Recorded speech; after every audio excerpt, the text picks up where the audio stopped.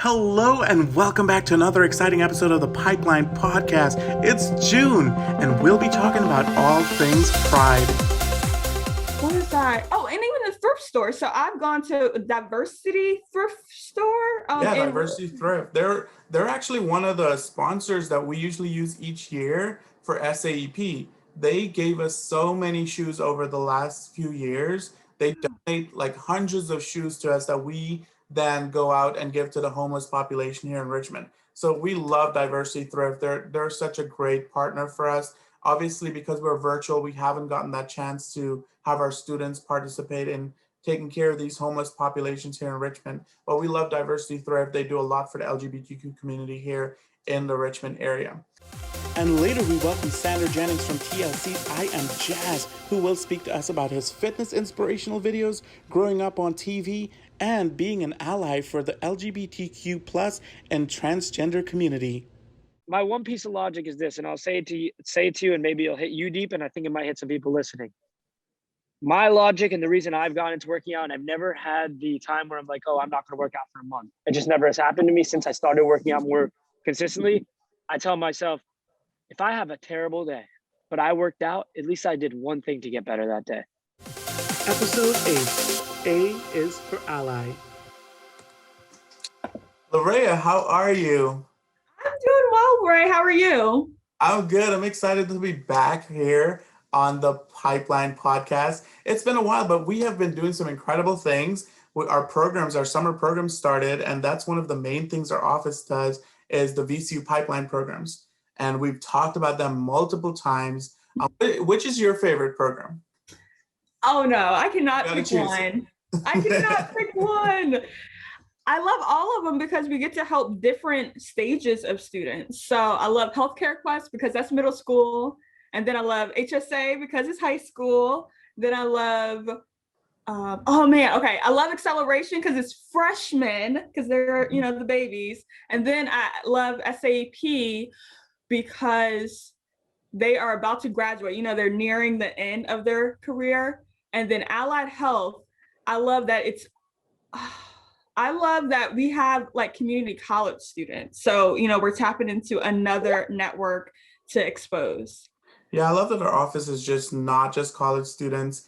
It's really a long-term effort of getting students all the way from middle school just interested in healthcare. And that's something that really, really is impactful, especially for the population that we are targeting, which is diverse students, underrepresented populations, which could be socioeconomic background, it could be racial, ethnic backgrounds, LGBTQ plus, all sorts of diversity. The mission of our office is to diversify healthcare. And so I think that is just incredible because we want the healthcare workforce to look like us, to look like, people from all backgrounds so that people can get the adequate healthcare that they, deserve. That is so true. And I'm a healthcare worker as well. So I know when someone can relate to you, especially like someone who is looking for that affirmation that I am going to get the best healthcare because you seem like someone who would be on my side. It could be they relate to your language. It could be they relate to how you look, how you treat them. Even like your voice and intonation, if they can relate to you somehow, they will feel better and they will want to respect what you're telling them and get involved with their own healthcare. So this is Pride Month. It's LGBTQ Pride Month. And we are having a special guest today that I'll be doing an interview with, Jennings from TLC's I Am Jazz. And Sander and his entire family have been on this show for multiple seasons. They have started since they were in high school. Jazz was a young teen in transition to the beautiful young woman that she is today. And so Sander's going to talk a little about being on television as well as just transgender rights and equality that he is an activist for. And so, it's LGBTQ Pride Month. What things do you see in Richmond or in your neighborhood that represents Pride during the month? Well, I live in an amazing area, and it just totally embraces diversity. And so so I go on bike rides and things like that. And the neighbors, they have like signs in the yard. And I've seen so many different, like, I'm trying to remember the one that I've seen recently. It's like science is real. It goes down. I can't remember it, but it's, advocating for Black rights, pride rights, all of that. And so I see that so often here in Bonaire. So I love that. But, in the Richmond community, especially VCU, I was just looking it up. We have so many research opportunities. We have so many organizations to support our students who are transitioning or,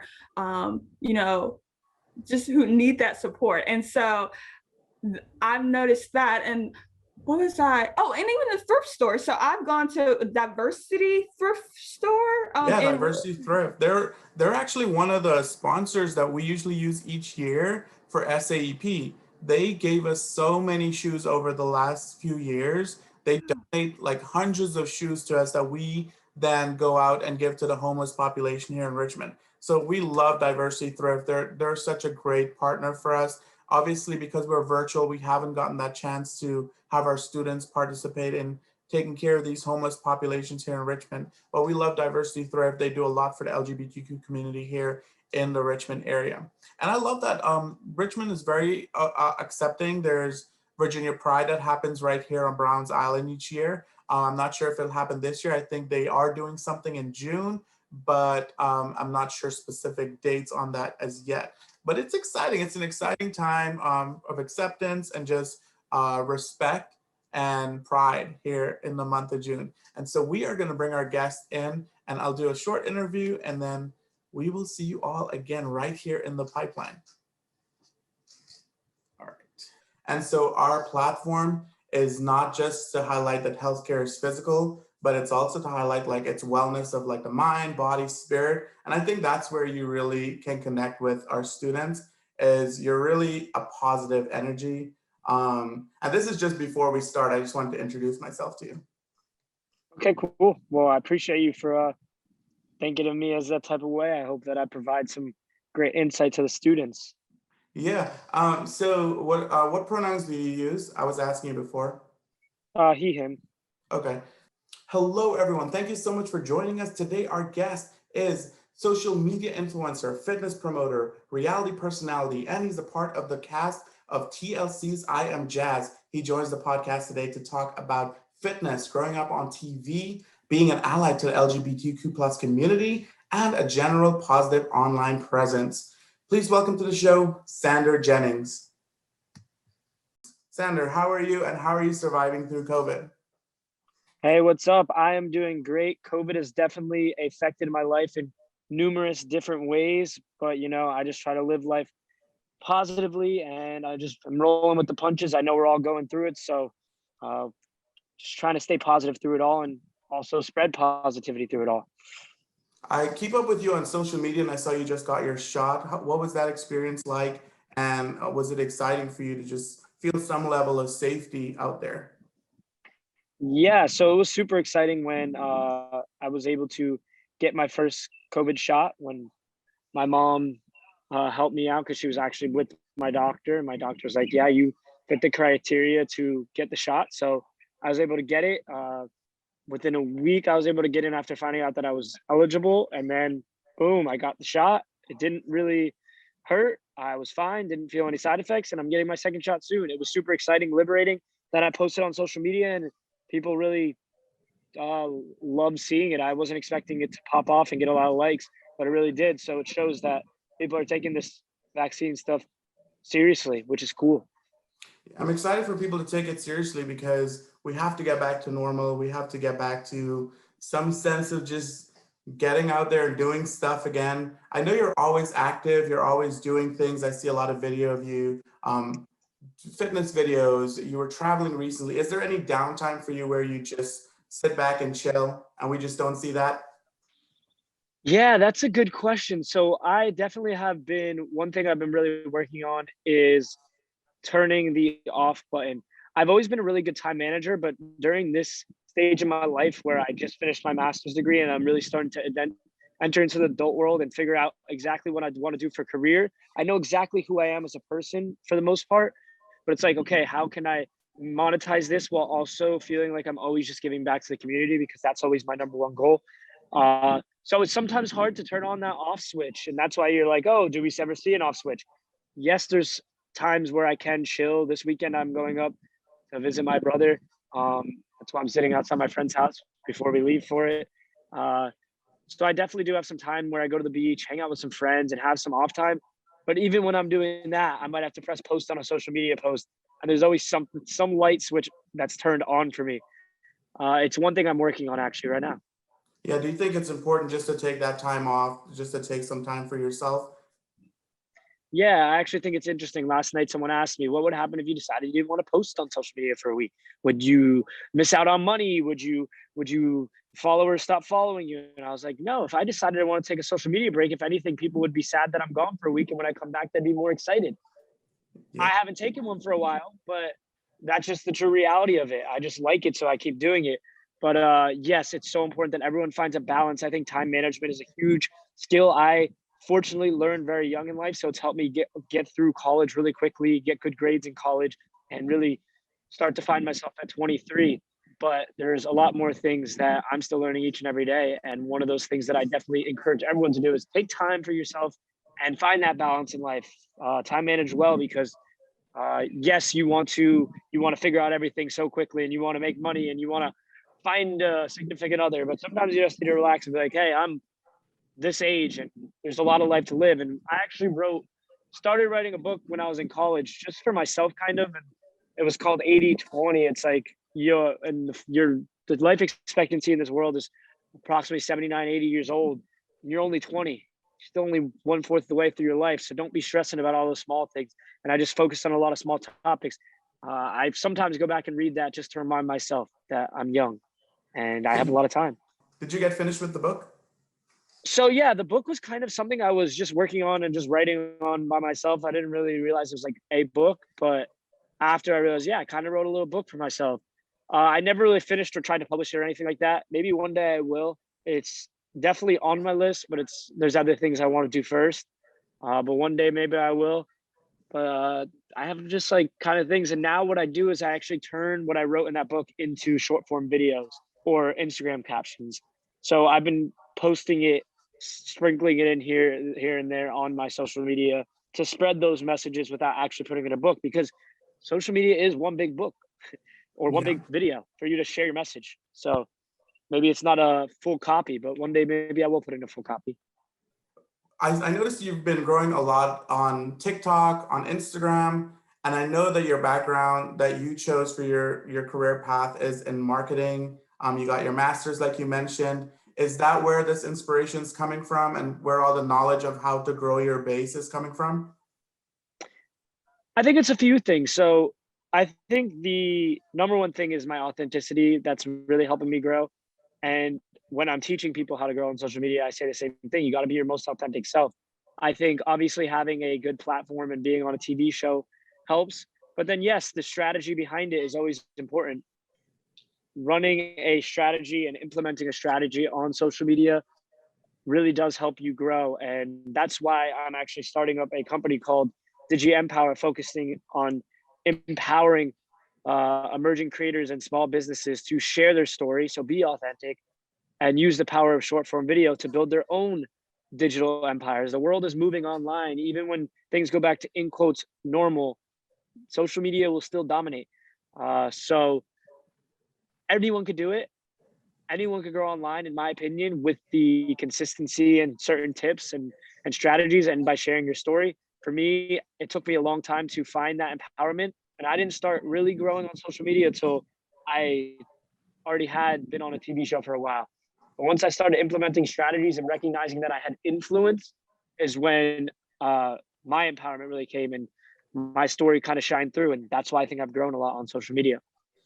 And speaking of being on TV, I've watched every season of I Am Jazz, and I've seen you all grow up on TV. along with me. I was like a similar age. So I kind of saw your stories as very relatable. But what was that like being around cameras a majority of the time? I'm sure you had some off seasons, but what was that like growing up around cameras all the time? Yeah, a big misconception about people that people think about being on a reality TV show is that, oh, you have no privacy, you're being filmed 24/7. It's not really like that. There was days where I'd go hours and I'd have to be filming, but a lot of times I had a lot of freedom, and especially because I was in college, I wasn't always on all the seasons. That's why I didn't make as many appearances. So for me, it didn't uh intrude on my life too much. I still had a very personal life. A lot of people think I'm like this goody two shoe guy. And like, yes, I am a really good guy, but I definitely have a wild side to me that maybe you didn't see on the show. So I was able to really balance out showing off what I needed to show off to create change, but also keeping some things personal. I enjoyed having the TV cameras around, but sometimes it was intrusive. Uh, if anything, the hardest part is obviously the hate my family receives. Not because it gets to me, just because anytime you have to put yourself in the limelight and you face criticism, it's annoying. Yeah. You want everyone to love you, but it kind of taught me the lesson that no matter what you do, not everyone's going to love you, not everyone's going to support you. You just got to keep moving forward, and as long as you're proud of what you're doing, then that's all that matters. So I've enjoyed being on the TV show, and I'm proud of my family for what we've done, and we'll see what we can do in the future. I just thought that there would be a spinoff with you and your brother, and you guys would just be in college, like having a great time. But so speaking of your brother, you're a twin, and I think one of the hardest seasons to watch was when you guys were going through that period where I'm not sure if you were choosing different career paths, different things to study. I think Griffin was in a relationship, and there was like, you kind of missed him a lot that season. And I was like, do you struggle with that a lot with being a twin and just having to choose different identities and choosing your own path? Yeah, I think it was a huge struggle. Definitely, me and Griffin, or Griffin and I, have been so close for our entire life. And when he got a girlfriend, it was like, oh man, you got to balance it out. Uh, I think we were both a little bit immature back then, especially when they were filming the show. We figured it out. Me and Griffin are closer than ever today, but we also are more different and doing more different things than ever right now. He's going to law school. I'm doing this marketing career path. So it's a very interesting dynamic, but there's not a day that goes by that my brother doesn't cross my mind. And we are still best friends. And yeah, that season it was tough, not only to showcase it and like, especially when people saw it, but it was also tough when it came out. But at the same time, I think we both grew from it, and we're still growing from it. Yeah. So you make a lot of videos about fitness. Something that I've struggled with is just getting fit, but mostly getting inspiration to get fit. It's always that like, I need that extra push to do it. And I think some of your videos do inspire me, like, oh, that's a simple exercise. That's something that I can do right from my living room, or even if I'm at the gym, I can do that. So what made you start doing fitness videos and getting into this different passion? Yeah. So when I thought about myself, I thought, what do I do every day? And it's working out. So my passion for working out, I was a 3-sport athlete in high school. I tore my ACL my senior year. And in college, working out kind of became my new competitive edge. I'm a super competitor. I love competing. I'm a very good athlete. Almost went to college to play football, actually. So it was like my new competition versus myself to try to increase my weight, uh, get stronger every day. And so I found this passion for working out. And then when COVID hit, I saw the need for people to, and my followers, I was like, hey, maybe let's try making a workout video. And once I posted 1 or 2, I was like, wow, people are liking this. And I was like, let me inspire people. My niche in social media, that's the word we use, niche, is spreading unconditional love, positivity, and motivation. That's what I realized it was. I'm not just a fitness person. I'm not just an LGBTQ plus ally. I feel like my niche is spreading that unconditional love, even though it's broad. And so I thought fitness fell into that. And so every week I try to just post at least one video to inspire my followers. And if it could help a couple people, then I'm happy. And they started going a little bit viral, and that made me want to even do it more. So it just kind of became a part of what I was doing. I don't really want to be a full-time fitness trainer. I don't have a true passion for that. But if I create a few videos a month, few videos a week, and help out people is just a part of my brand. Everything I do has intention to try to help people, and I know the fitness videos do that. It definitely helped me because I try some of your stuff at the gym. I'm unmotivated as possible. Like it's very difficult to get started. But once you Well, here's my one piece of logic is this, and I'll say it to you, and maybe it'll hit you deep, and I think it might hit some people listening. My logic and the reason I've gone into working out, and I've never had the time where I'm like, oh, I'm not going to work out for a month. It just never has happened to me since I started working out more consistently. I tell myself, if I have a terrible day, but I worked out, at least I did one thing to get better that day. So working out's like that one keystone habit that I could do every single day that I know helps me get better, even if I have a terrible day. I'll definitely take that with me. I feel like I'm gonna update you on my progress like in a couple months or something, just to let you know how that's working. I feel like motivation is the like that big first step. You need something to motivate you, and just being like seeing how COVID-19 can affect persons who aren't in as healthy physically. It's something that's motivated me a lot to try to get fit and to try to stay as healthy as possible. So I really wanted to talk to you about a little about your advocacy. I know you said that's like your thing is about sharing love and positivity, and one of your big advocacy is just equality and rights for the LGBTQ community, specifically the transgender community. Why do you think that's important, and what's like one thing that everyone should know that's affecting the transgender community right now? Yeah, I think it's important for this statistic right here. 5.6% of the population identifies as LGBTQ plus. New survey just came out, I think in February. That means 94.4% of the population doesn't identify as LGBTQ plus. So they're a very marginalized community. Therefore, we need that 94.4% to be allies to the community, support the LGBTQ plus community. We can't have people not supporting the community. So that statistic really resonates with me, and it's what I like to share with people, because that's why I do what I do. I want to reach those people. And for the longest time, I didn't feel empowered, and I wasn't always the greatest ally. I wasn't active with my allyship online. And about 2 years ago, I really made that shift and started speaking about it, because I was like, I can't find a true role model of a sibling of someone within the LGBTQ plus community who's consistently being an ally and being vocal about it. And I was like, I want to be that person for other people, to show people how to be the best ally possible. Because there's, for every transgender LGBTQ plus person, most of them have a sibling unless they're an only child, or all of them have some sort of friend or family member that it affects. And all those people need some education and some help. And so that's why it's so important to be an ally, and we need more vocal allies. And I'm trying to be an example of one, so that more people could start being vocal about their allyship. Thank you for saying that. Is there an issue? I know you shared a lot about contacting your senators because of different transgender rights that are in jeopardy. Is there a specific issue that we should know about that you would like to tell our audience that they should be vocal and active and speaking about it? Yeah, it's not one issue. There's many issues, and they relate to two topics. One, trans people in sports. Two, gender affirming care. In Arkansas, a bill just got taken down, then got the veto. The governor took it down, probably because he was getting a lot of complaints. Then they vetoed that on a 2/3 majority.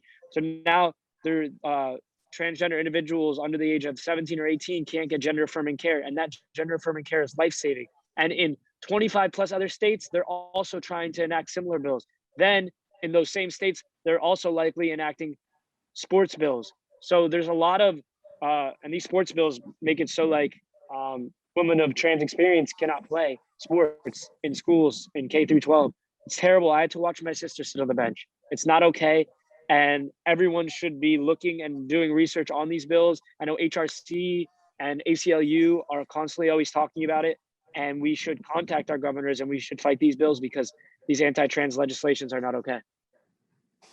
Thank you for sharing that. And you can find links on your social media. Do you mind sharing us where we can find you online?